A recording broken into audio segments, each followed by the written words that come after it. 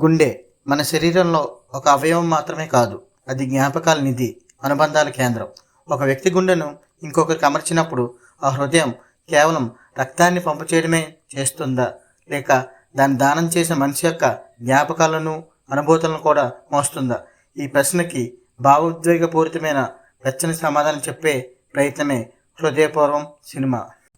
Legendary దర్శకుడు సత్యన్ అంతికాడ్ మరియు నట సార్వభౌముడు మోహన్ లాల్ కలయికలు వచ్చిన ఈ మలయాళ డ్రామా ప్రేక్షకుల హృదయాలను ఎంతవరకు హత్తుకుంది? ఈ feel good family film depth ఏంటి? రివ్యూలోకి వెళ్దాం. హృదయపూర్వం సినిమా మలయాళం భాషలో ప్రపంచవ్యాప్తంగా ఆగస్టు 28, 2025న థియేటర్లో విడుదలైంది. తెలుగు డబ్బింగ్ వెర్షన్ థియేటర్లో నేరుగా విడుదల కాలేదు. ఇది మలయాళంలో విజయవంతం అయిన తర్వాత సెప్టెంబర్ 26 నుండి జియో హాట్స్టార్లో ఓటీటీ వేదికగా తెలుగుతో పాటు మలయాళం, తమిళం, హిందీ మరియు కన్నడ భాషల్లో స్ట్రీమింగ్ అవుతుంది. ఈ సినిమా కథ మొత్తం సందీప్ బాలకృష్ణన్ అలియాస్ మోహన్ లాల్ అనే ధనవంతుడైన ఒంటరి వ్యాపారవేత్త చుట్టూ తిరుగుతుంది. అతనికి గుండె మార్పిడి ఆపరేషన్ జరుగుతుంది. కొత్త గుండెతో కొత్త జీవితాన్ని ప్రారంభించిన సందీప్కు అనూహ్యంగా ఆ గుండెను దానం చేసిన కర్నల్ రవీంద్రనాథ్ కుటుంబంతో పరిచయం ఏర్పడుతుంది. ఆ గుండెదాత కుమార్తె హరిత అలియాస్ మాళవిక మోహన్ నిశ్చితార్థానికి సందీప్ను తన ఇంటికి ఆహ్వానిస్తారు.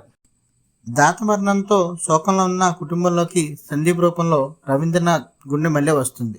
సందీప్ ఆ కుటుంబం అనుబంధాల్లో భాగమయ్యాడా? కొత్త గుండెతో పాత అలవాట్లను మార్చుకున్నాడా? అసలు రవీంద్రనాథ్తో తనకున్న ఈ విచిత్ర బంధం ఎలాంటి మలుపులు తిరిగింది అనేది తెరపై చూడాలి.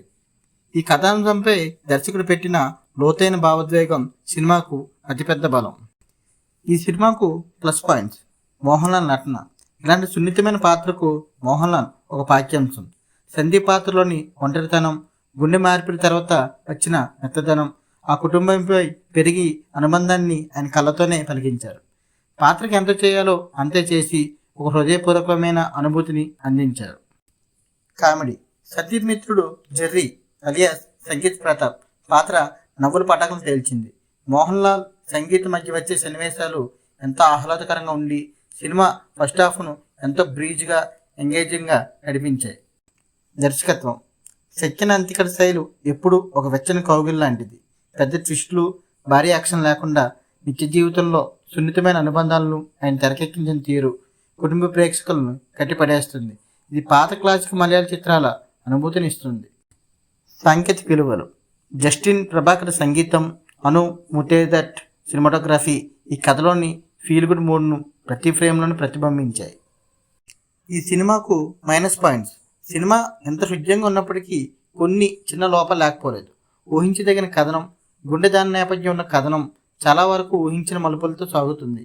అసాధారణమైన కొత్తదనం కోసం చూసేవారికి నిరాశ కలగవచ్చు. సెకండ్ హాఫ్లో భావోద్వేగ సన్నివేశాలు పెరుగుతున్న కొద్దీ కథనం వేగం కాస్త నెమ్మదిస్తుంది. నిడివిని ముఖ్యంగా ద్వితీయార్థంలో మరింత త్రిమి చేయాల్సి ఉండవలసింది. కథలో ముఖ్యమైన దాత భార్య మరియు ఇతర సహాయక పాత్రలు పూర్తి భావోద్వేగ లోతును దర్శకుడు మరింతగా చూపించే అవకాశం ఉన్నా దాన్ని పూర్తిగా వాడుకోలేకపోయారు. మొత్తంగా చెప్పాలంటే హృదయపూర్వం ఒక కొత్తదనం కోరుకునే వారికి కాకుండా కుటుంబ విలువలను, సున్నితమైన భావోద్వేగాలను ఇష్టపడే ప్రేక్షకులకి చేసిన మధురమైన కానుక.